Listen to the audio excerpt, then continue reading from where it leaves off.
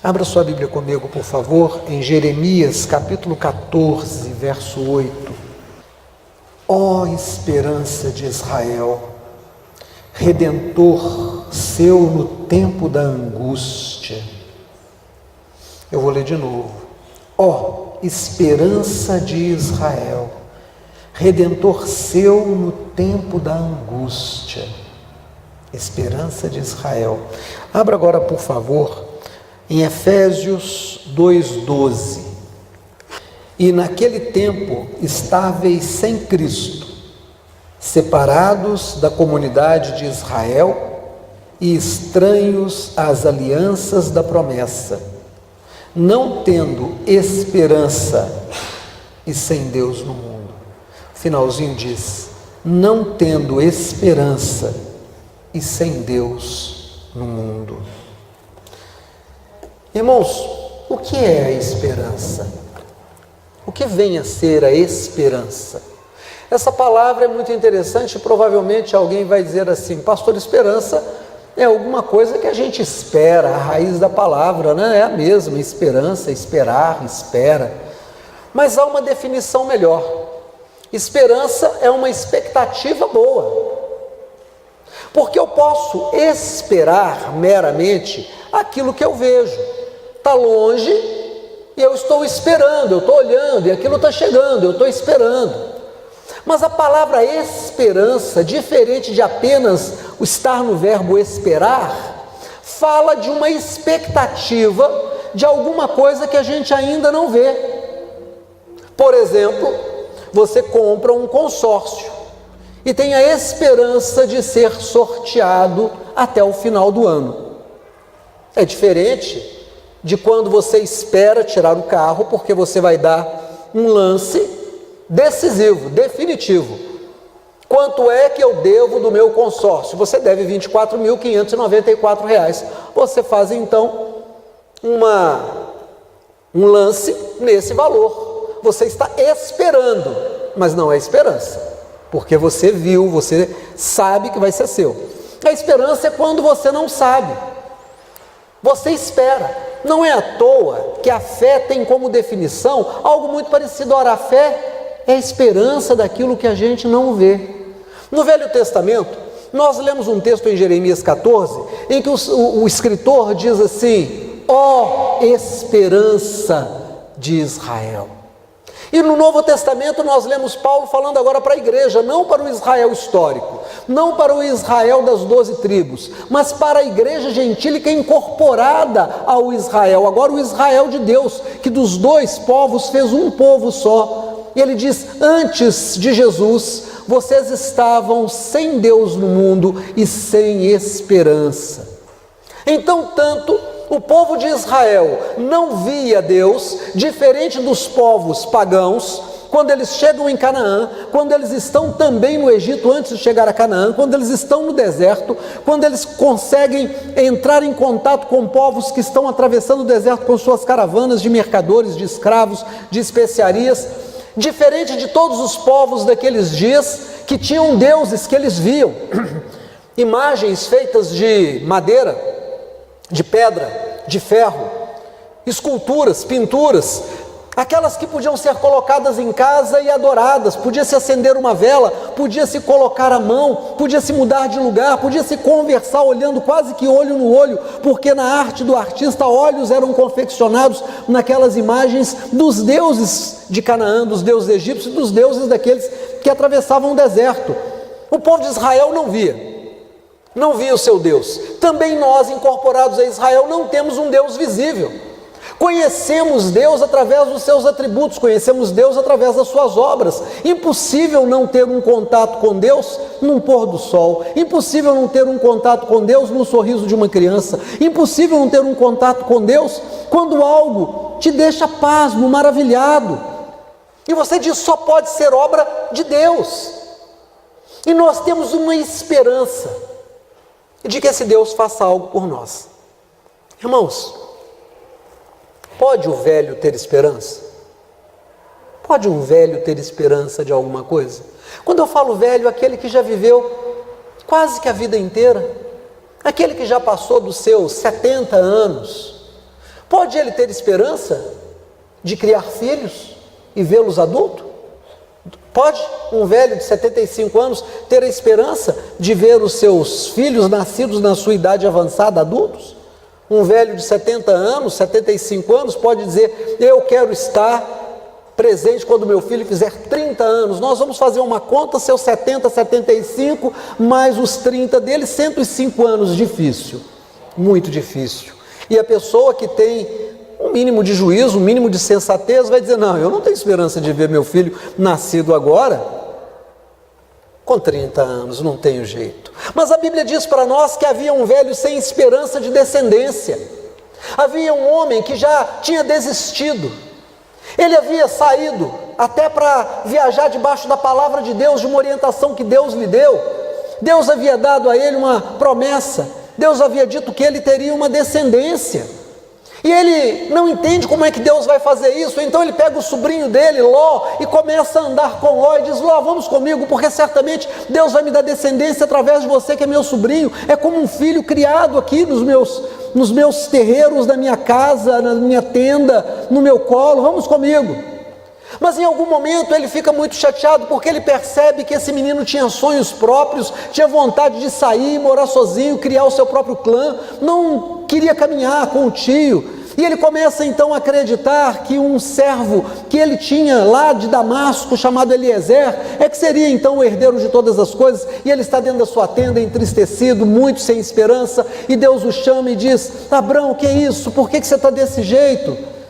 Ele disse: ah, Senhor, estou aqui sem esperança nenhuma, não tenho esperança.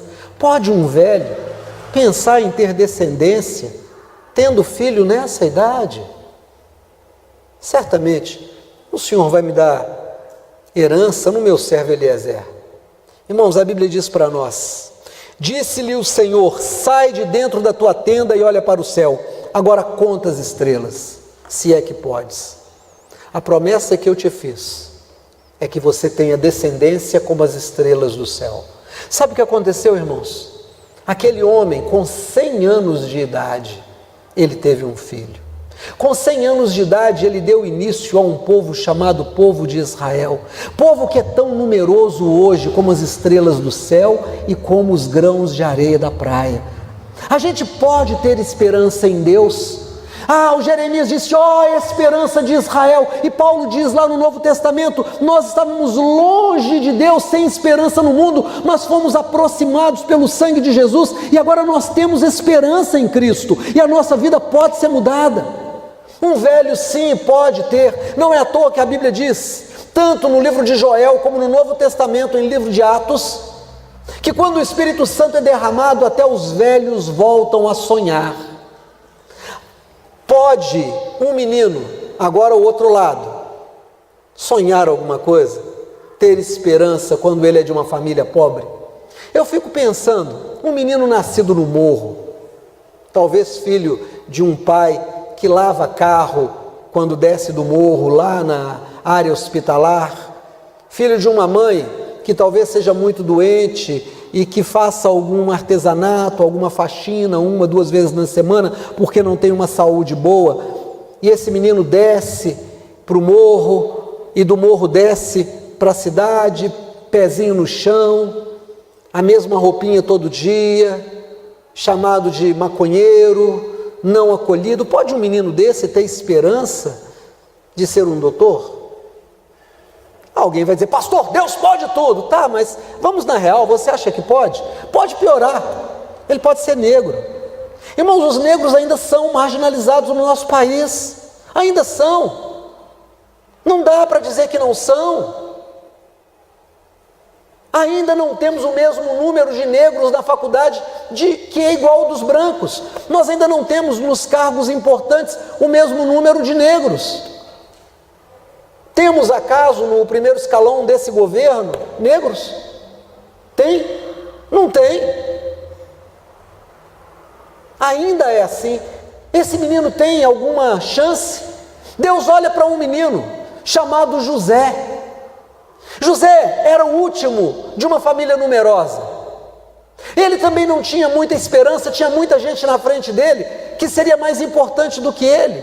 Deus deu a ele um sonho que as estrelas do céu, a lua e o sol se inclinavam diante dele. Deu a ele outro sonho, que cada um dos seus familiares tinha um feixe, e ele também tinha um, e que os feixes dos seus irmãos, do seu pai e da sua mãe, se inclinavam perante o feixe dele. Ele conta para o seu pai, e sabe o que está escrito lá no livro de Gênesis, capítulo 37, verso 10? O pai dele o repreendeu e disse: que sonho é esse? Porventura eu, sua mãe e seus irmãos viremos a nos inclinar diante de ti? Se olha, menino, se enxerga, isso não vai acontecer. E deu-lhe um cascão. A partir daquele momento, os irmãos dele começaram a hostilizá-lo, e começaram a zombar dele, fazer aquele bullying familiar, e dizer: lá vem o sonhador. Começaram a não gostar dele, e resolveram matá-lo, o seu próprio sangue. Um deles, menos enlouquecido, um pouco mais ajuizado, disse: não matemos o nosso sangue, e o venderam como escravo. Os anos se passam, ele acaba no cárcere do Egito, você conhece essa história. Mas Deus o tirou de lá e o colocou no trono, porque Deus deu a ele algo que ninguém tinha, o dom da revelação de sonhos. E quando Deus deu sonhos perturbadores ao homem mais importante do mundo daqueles dias, ele não teve a quem recorrer, senão aquele menino que agora homem estava preso no seu calabouço. Manda chamar José, mas José está barbudo, está sujo, está feio, maltrapilho. Lava José, põe roupa em José, põe anel no dedo de José, põe sandália no pé de José, traz José à minha presença. E quando José desvenda o enigma, aquele homem então, admirando essa situação, diz: onde arrumaremos alguém que tenha o Espírito de Deus, para que possa governar essa nação e nos tirar dessa situação? E Deus o torna então o homem mais poderoso da terra. Ah, irmãos, a gente pode ter esperança em Deus. Eu fico imaginando quando o evangelho for pregado realmente como ele deve ser pregado, no morro, no vale, no hospital, na favela, na rua, na praça. Quando nós começarmos a viver a nossa esperança de que Deus muda verdadeiramente todas as situações, as coisas vão acontecer. Mas eu pergunto, pode uma mulher, que também é uma minoria, não numérica, mas em termos de suficiência, ter esperança no mundo machista, no mundo preconceituoso? Pode. Difícil. A mulher hoje está numa situação muito difícil. Talvez tenha passado no passado por situações muito difíceis, mas eu acho que a de hoje é pior. Porque se no passado ela foi explorada, deixada de lado, agora abriram-se para ela caminhos e ela sai de casa também impulsionada pela necessidade de ganhar dinheiro, e não está mais como aquela pessoa presente para orientar a criação dos filhos. O marido trabalha, a mulher trabalha e os filhos ficam entregues à internet. Quando se tem dinheiro, paga yoga, paga balé, paga judô, paga Krav Maga, paga psiquiatra, paga psicólogo para o filho. A van leva, a van busca, a van leva, a van busca, a van leva, a van busca. E haja muito dinheiro, mas vou te contar uma coisa, eu não sei você, para mim está faltando dinheiro. Então eu acho que essa criança acaba ficando em casa, com o celular na mão, com o Xbox do outro lado e com o notebook. E aí essa criança come bobagem, porque ela não está interessada em fazer comida e nem sabe.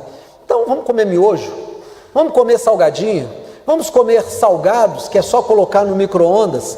E os meninos vão ficando aqueles meninos gordos, e vão ficando aqueles meninos preguiçosos.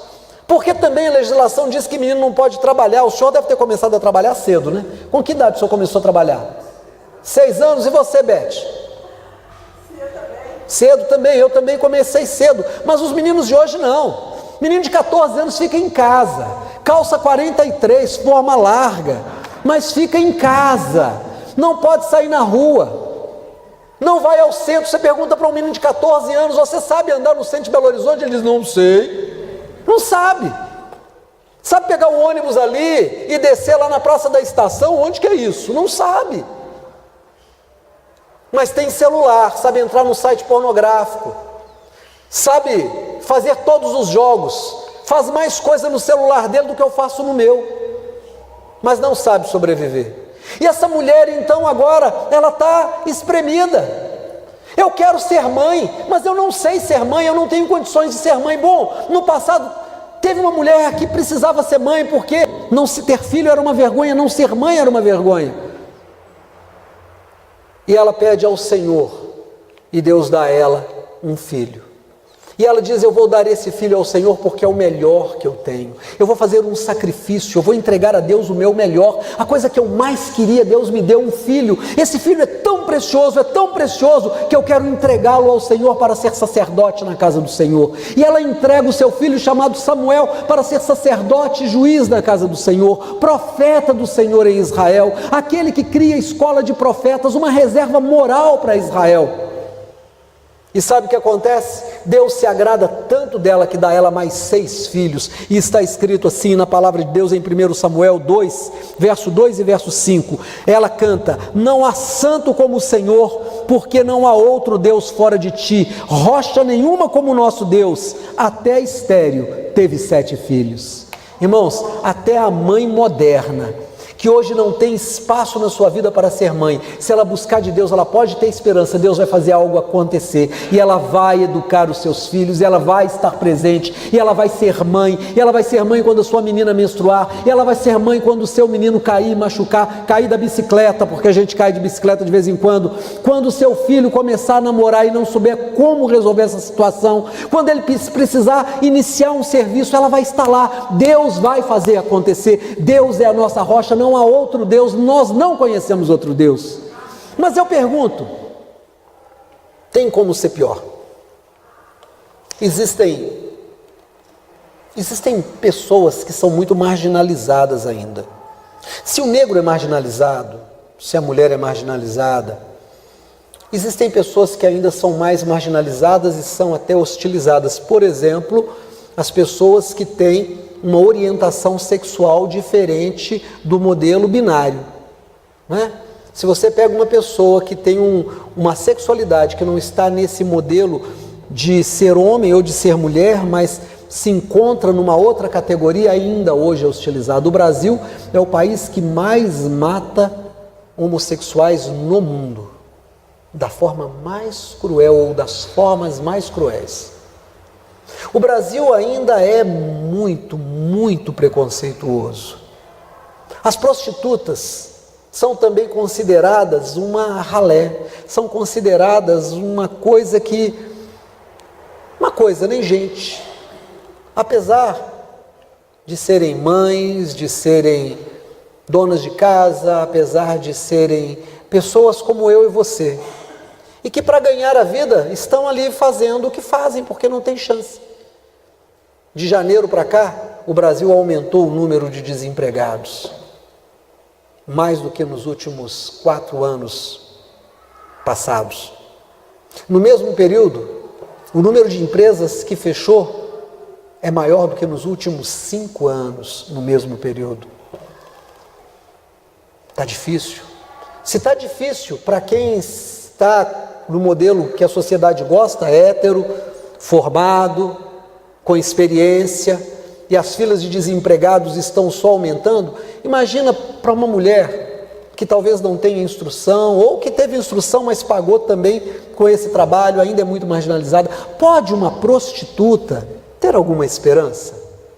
Irmãos, a Bíblia diz que sim, quando tem um encontro com Jesus, até a prostituta muda de vida. A Bíblia fala de uma mulher que não tinha esperança nenhuma, que morava numa cidade que seria destruída, porque Deus havia determinado destruir aquela cidade, na cidade de Jericó. Mas ela ouviu falar que o Deus de Israel fez maravilhas, mandou 10 pragas contra o Egito, abriu o mar vermelho, guiou o povo pelo deserto até aquela porta da cidade dela, da casa dela. E ela disse: eu vou entregar minha vida a esse Deus, eu vou esperar nesse Deus. E um dia ela teve a oportunidade de acolher os espias desse povo que haviam entrado na sua cidade. E ela disse: olha, eu vou ser boa para com vocês, mas eu peço a vocês, se lembrem de mim quando vocês entrarem na cidade. E eles se lembraram. E sabe o que a Bíblia diz? A Bíblia diz que ela se casou com um homem que era da linhagem da qual Jesus veio. E a Bíblia diz em Mateus capítulo 1, verso 5, assim: e Salmão gerou de Raabe a Boaz. Salmão, um dos avós de Jesus, tomou aquela mulher e disse: o Senhor te lavou, o Senhor mudou o seu coração, o Senhor mudou a sua história, o Senhor te dá uma chance tão maravilhosa que eu quero você na minha vida. Se você é nova criatura, eu quero essa nova criatura na minha vida. Irmãos, e o próprio Jesus olha lá do céu e disse: eu te fiz nova criatura e eu também te quero na minha vida. Irmãos, ela é uma das avós de Jesus. Pode o homossexual ter experiência em Jesus? Pode a prostituta ter experiência em Jesus? Pode qualquer minoria ter experiência em Jesus? Porque Jesus não tem preconceito no seu coração. Jesus tem amor e tem amor. Quem tem preconceito é aquele que não tem amor. Nada existe fora do amor de Deus. Nada existe fora do amor de Deus. Pode sim ter esperança. E eu pergunto: pode um povo, uma nação que é escravizada, ter alguma esperança? Pastor, o senhor com certeza está falando de Israel? Sim, eu estou falando de Israel, mas eu quero pensar a partir da experiência de Israel. Podemos nós, eu, você, o nosso povo ter alguma esperança? Irmãos, olha aqui para mim em nome de Jesus. Hoje foi marcada uma manifestação nacional de apoio ao nosso presidente. Vocês estão vendo foguete? Vocês ouviram aí trio elétrico? Vocês ouviram gente na rua? Vocês viram o carro passando? Há 4 meses atrás, há 5 meses atrás, as pessoas estavam colocando o carro B-17. Esse homem vai mudar o país. Realmente mudou para pior. Nós tínhamos uma empresa que desenvolvia tecnologia de ponta no mercado aeronáutico, que ganhou da canadense Bombardier várias vezes, e que hoje não se chama mais Embraer, hoje chama-se Boeing Commerce, porque foi dado aos americanos. Nós tínhamos um lugar privilegiado para lançarmos satélites ao espaço e não precisar pagar. Foi dado aos americanos e agora é território americano no meio do país, do nosso país. O pré-sal, que financiaria a previdência, a saúde, a educação, foi passado para os americanos. Esse que era a esperança do Brasil virou para a bandeira americana e bateu continência.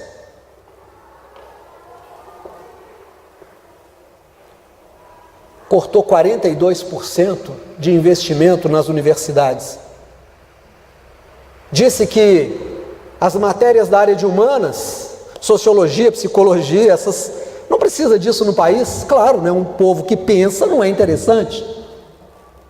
Mas ainda 5 meses atrás tinha um monte de gente dizendo: é a nossa esperança, é a nossa esperança. E eu dizia aqui na igreja: a nossa esperança é o Senhor. Não ponha a esperança no homem que faça isso.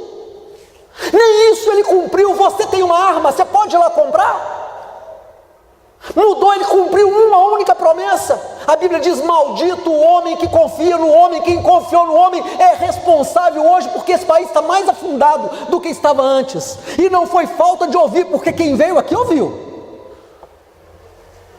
Eu fico pensando agora: cadê aquele povo que botou um monte de adesivo no carro? Eu prefiro esse movimento do que esse movimento.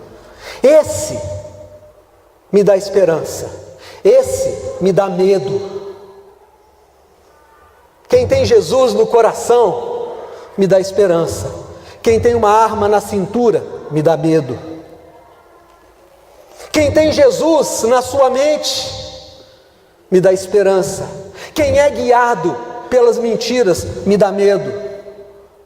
Dizer que não sabia, que o homem tinha 28 anos de nada nesse país, de absolutamente nada. Dizer que não sabia que ele não gostava de preto. Dizer que não sabia que ele não gostava de gay. Era o cara que ia mudar, ia moralizar tudo. A gente está vendo. Pode uma nação ter esperança? Pode. quando essa nação é crente de verdade e confia no único Senhor. Sabe o que mais me magoou? O que mais me magoou é que eu ensinei tantas vezes que quem é convertido só põe a esperança no Senhor. Nem Lula, nem Dilma, nem Bolsonaro, nem nome de homem nenhum. A nossa esperança tem que ser o Senhor. Eu falei isso tantas vezes aqui. Mas o nécio ouve só o que ele quer. Ele ouve o que ele quer. E depositou esperança. Notícia da semana passada, da semana atrasada e da outra semana. O povo do Nordeste pediu para o presidente não ir lá. Por favor, não vá lá. Sabe por quê, irmãos? Porque puseram a esperança no homem. Podia ser o Lula. Lula também não é salvação da lavoura, não. Podia ser o Ciro. Ciro também não é salvação da lavoura, não. Quem conhece Jesus morreu para o mundo e nasceu para Deus. Quem passou pelas águas do batismo só tem um Senhor. Sabe qual foi o pecado, o maior pecado de Israel nos dias de Jesus? Quando Pôncio Pilatos disse: mas eis aqui o vosso rei, o Cristo. Eles disseram: não temos outro rei senão César. Negaram Jesus, negaram o Deus de Israel, negaram aquele que abriu o mar vermelho, negaram aquele que abriu o Jordão, negaram aquele que mandou maná, negaram aquele que foi coluna de fogo durante a noite e o dia era coluna de nuvem. Negaram o seu Deus e disseram: César é o nosso Deus. Sabe o que mais me doeu como pastor? Ver crentes dizendo, crentes que eu achava que era crente de verdade, dizendo: a proposta que mais parece comigo é a desse homem. E eu dizia: mas esse homem está pegando a arma.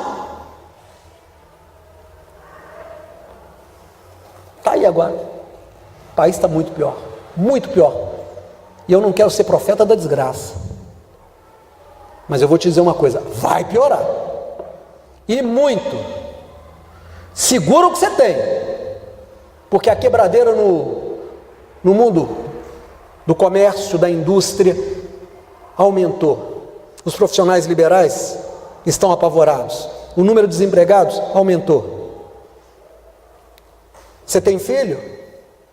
Pois é, o projeto dele é que filho de pobre não precisa de faculdade, não precisa de universidade.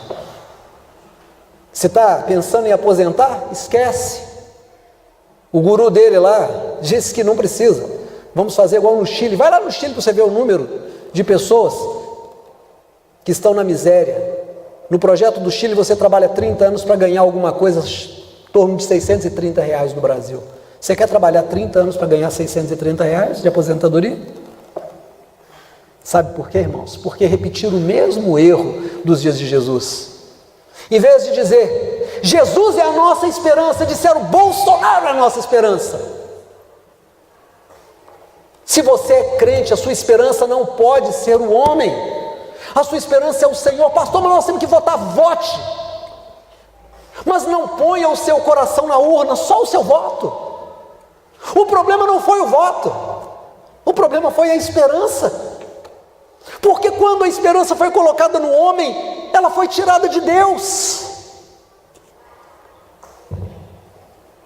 Pode um povo ter esperança? Bom, a palavra de Deus diz para nós em Êxodo capítulo 2, verso 24: e ouviu Deus o gemido do povo, e lembrou-se da sua aliança com Abraão, Isaque e Jacó. Encontrou Moisés e disse: eu desci para libertar o meu povo. Irmãos, há uma esperança. Eu e você podemos ter uma esperança, porque em Romanos 10, 13 diz: todo aquele que invocar o nome do Senhor será salvo. Hoje nós estamos numa situação muito pior do que estávamos em dezembro. Pastor, eu não notei. Com todo carinho, com todo respeito que eu te devo, eu vou dizer: você é alienado. Não, eu estou te falando com respeito. Se você não notou que está pior, você é alienado. Você está empregado? Pode ficar com medo do desemprego. Você tem um negócio próprio? Pode ficar com medo da quebradeira. Você sai na rua? Pode ficar com medo do aumento da violência.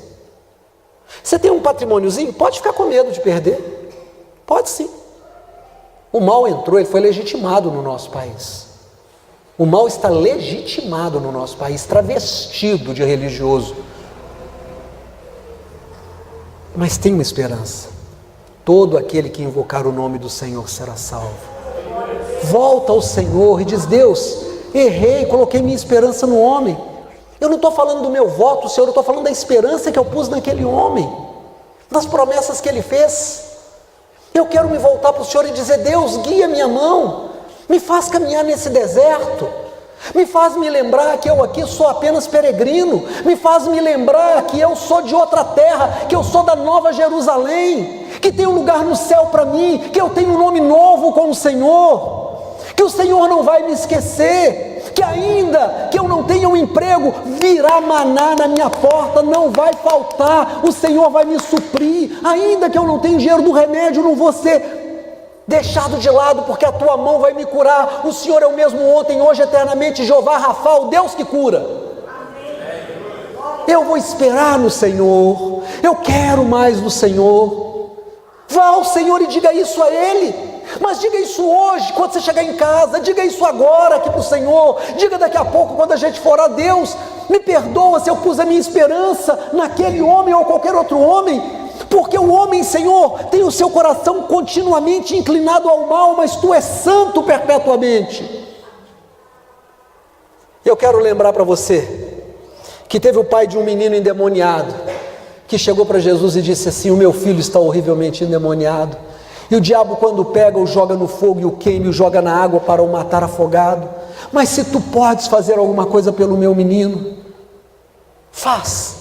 Jesus olhou para ele e disse: se eu posso, se você crê, vai ser feito como você crê.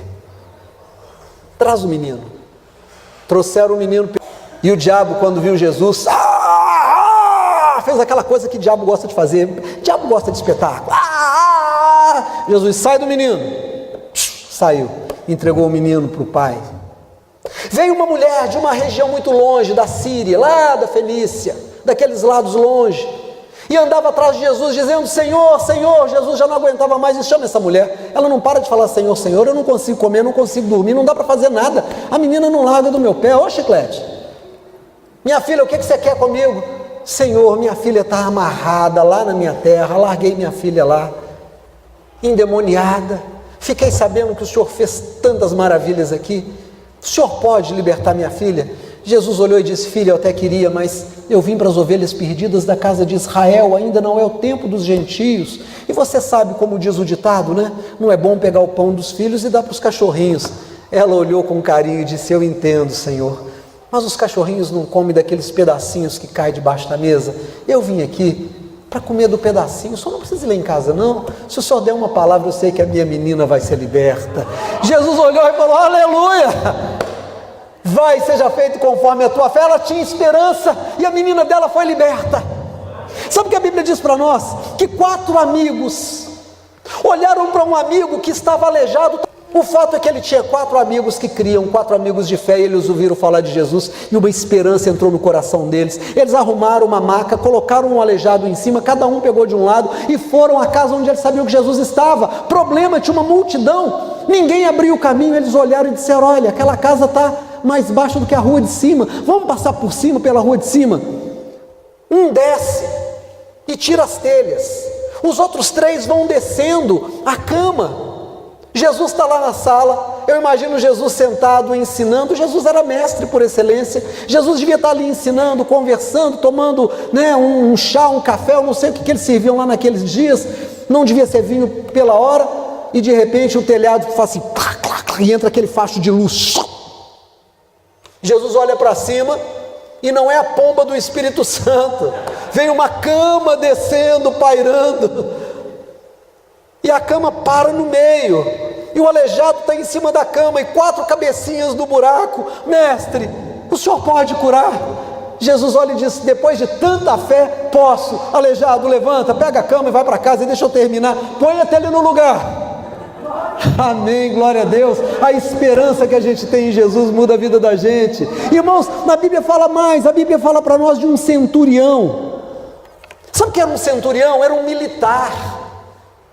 Era um soldado por excelência, era um homem que comandava 100 centurião, ele comandava 100 soldados. Talvez uma espécie de tenente, um sargento, eu não sei bem, mas um cargo de ligação entre a tropa e os oficiais. Mas esse homem estava em Israel e ele ouviu falar do Deus de Israel. Quantos aqui já ouviram falar do Deus de Israel? Sabe o que ele ouviu? Ele ouviu falar que o Deus de Israel tirou o seu povo do Egito. Ele ouviu falar que o Deus de Israel deu um filho para Abraão. Ele ouviu falar que o Deus de Israel transformou uma prostituta numa das avós de Jesus. Ele ouviu falar que o Deus de Israel pegou um menino que não tinha esperança nenhuma e o colocou no trono do Egito. Ele ouviu falar que o Deus de Israel derrubou as muralhas de Jericó, as muralhas de Ai, de Jerusalém e de todas as cidades de Canaã. Ele ouviu falar que o Deus de Israel mandou 10 pragas sobre o Egito. Ele ouviu falar que o Deus de Israel mandou seu filho Jesus àquela terra e que ele estava fazendo curas maravilhosas, ressuscitando os mortos, multiplicando pão, multiplicando peixe, que ele não tinha preconceito, ele entrava na casa dos pecadores, ele se assentava com as mulheres de má fama, ele não tinha nenhuma barreira contra os homossexuais, contra os aleijados, contra os tuberculosos, contra os que tinham lepra, ele encostava a mão neles, ele era amor, e quem tem amor, e ele era só amor, não tinha barreira, qualquer um chegava e sentava e conversava com ele, e ele falava do plano de salvação para todos. Ele só pedia que as pessoas o seguissem. E ele foi e disse: Senhor, eu tenho um servo que é muito bom, eu amo como se fosse meu filho, ele está muito doente, eu sei que ele está indo para a morte, mas se o Senhor fizer alguma coisa, ele vai ser curado.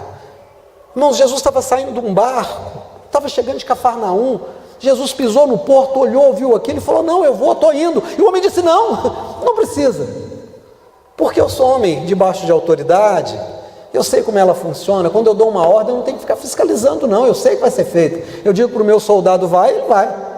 Eu também sou homem debaixo de autoridade, eu sei que a autoridade está com o Senhor, basta que o Senhor dê uma só palavra e o meu servo vai ser curado. Irmão, Jesus disse: nem em Israel achei uma fé como essa. Uma única palavra de Jesus pode fazer a sua esperança se tornar realidade. O filho que você tanto quer e ainda não chegou, chegará. A empresa que você está querendo que ela cresça, mesmo na crise vai crescer. O emprego que você quer manter, vai manter. A sua empresa não vai quebrar porque você está lá dentro e Deus vai honrar você naquele lugar. A cura virá porque Deus vai te ouvir, vai ouvir a sua oração. O Senhor vai fazer maravilhas na sua vida porque Ele é Deus misericordioso.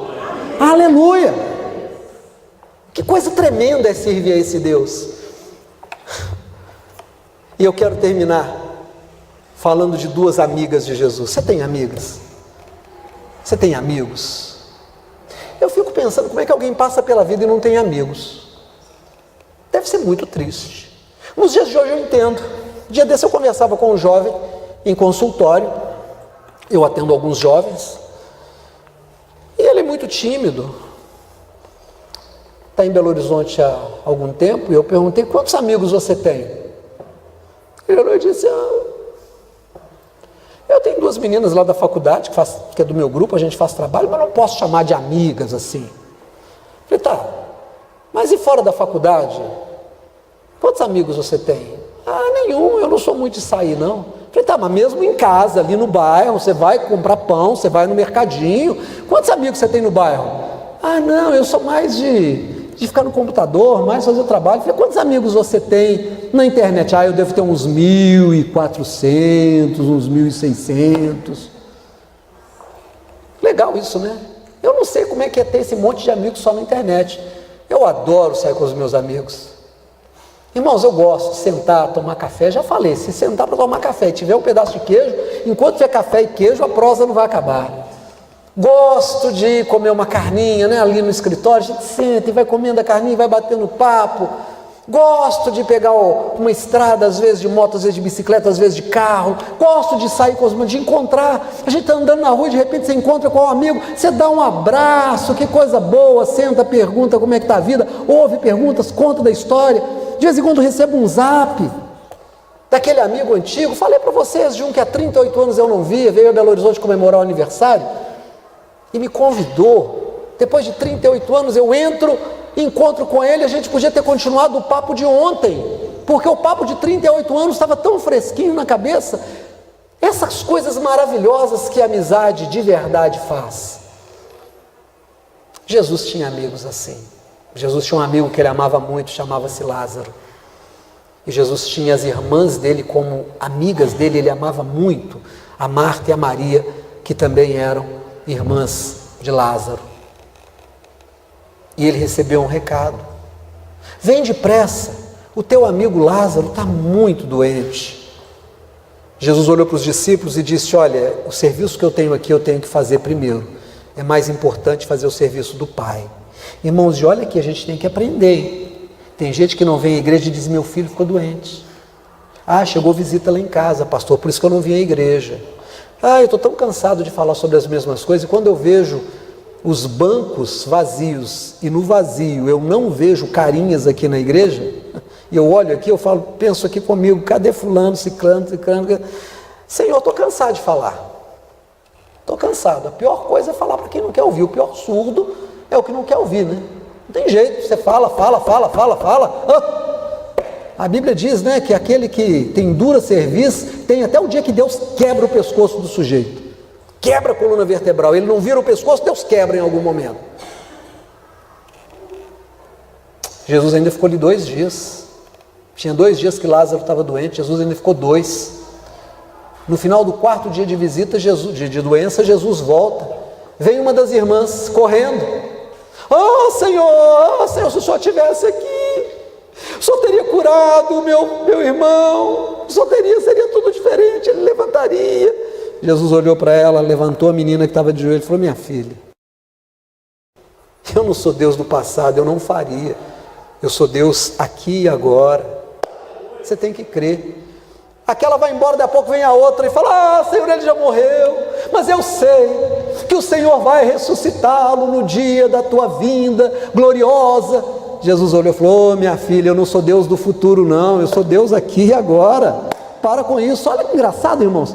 Às vezes a gente põe o olhar da gente no tempo errado. Uma disse: o Senhor é Deus do passado, se tivesse aqui tinha resolvido. A outra diz: o Senhor é Deus do futuro, um dia vai resolver. Jesus disse: onde está o morto? Onde que vocês puseram? Ali, Senhor, naquele buraco na rocha tem uma pedra. Tira a pedra da porta.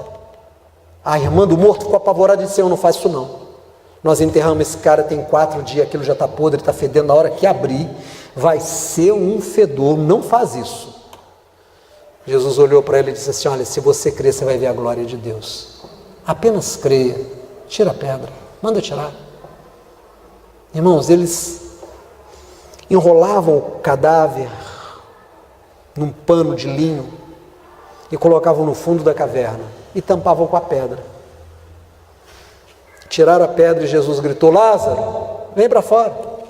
A palavra de Deus se tornou vida naquele corpo de 4 dias. Aquele corpo que já estava podre. Como é que fala o processo inverso do apodrecimento? Desapodrecimento. Aquele corpo passou por um processo de desapodrecimento. O roxo foi virando, ele devia ser moreno, foi virando morenão. A carne inchada começou a voltar ao normal. O cabelo que já estava caído, pulou de novo. Os líquidos do corpo entraram de novo. O espírito veio. E o Lázaro abre o olho. Aí a irmã de Lázaro cai aos pés de Jesus e diz: Senhor, eu vou fazer um almoço para o Senhor. O que o Senhor quer comer hoje? O Senhor quer comer uma galinha? O Senhor quer comer o quê? Um cordeiro? Eu vou fazer o que o Senhor quiser. Hoje a oferta vai ser maravilhosa. E foi um jantar maravilhoso e foi festa. Ó esperança de Israel. Quem é a tua esperança? Meu irmão, você é nascido de novo. Minha irmã, você é nascida de novo. Em toda e qualquer situação da sua vida, seja o seu casamento, seja a sua vida financeira, seja a política desse país, seja a falta de dinheiro, seja um problema de batida de carro, seja uma enfermidade no seu corpo, a sua esperança não pode ser o juiz, o advogado, o banqueiro, o parente rico, não pode ser o político, não pode ser outra coisa, não pode ser outra pessoa, senão o Senhor Jesus. Depois que você colocar o seu caso, eu não vou nem falar o seu problema, o seu caso diante do Senhor Jesus, Aí você vai procurar aquele que Jesus mandar. Mas aprenda a ouvir o Senhor. Falei para vocês que um dia desse eu deixei de alugar um imóvel aqui para uma igreja. Perguntaram para mim, quanto o senhor quer no aluguel do imóvel? Eu disse, orem primeiro. Orem, depois que vocês orarem, não se preocupa com o dinheiro. E no meu coração eu disse para mim, Senhor, depois que eles orarem ao Senhor, eu vou orar e vou dizer para o Senhor, quanto é que tem que ser o aluguel? Se o senhor, falei com Deus, se o senhor falar que é R$100, eu vou dizer R$100. Se o senhor disser mais, eu vou dizer mais. Eu não vou pôr um preço. E eles começaram a me azucrinar. O senhor já tem o preço? Já tem o preço. Eu falei, vocês já oraram? E aí o pastor assim ficou meio impaciente, né? E disse, sabe o que acontece? É que nós já estamos olhando uma outra casa. E a gente quer aquela que for mais vantajosa. Então nós queremos comparar preço. Irmãos, podia dizer assim, quanto que o senhor achou lá? Eu vou lhe dar um desconto de R$100, aí o senhor aluga comigo. E eu disse para ele, aluga outra. Sabe por quê, irmão? Eu vou lhe dar um conselho, vou lhe pedir para lhe dar um conselho. Se o senhor quer fazer a obra de Deus, não preocupa com dinheiro, nem para mais e nem para menos. Preocupe em fazer a vontade de Deus. Pergunta para Deus onde é, mas eu estou vendo que esse não é o seu modo de operar. Então faz o seguinte, aluga outra casa, porque eu sei que o senhor vai me dar problema no futuro de dinheiro. Porque é o que está em primeiro lugar. Irmão, quem resolve os seus problemas não é o Bolsonaro, o Lula, o Moro, não é o médico, não é o banqueiro, não é o parente, não é o pastor. Quem resolve o seu problema é o Senhor Jesus. Ele é a nossa esperança. Ele é a esperança de Israel. Ele é a esperança da igreja. Amém? Fique de pé em nome do Senhor Jesus.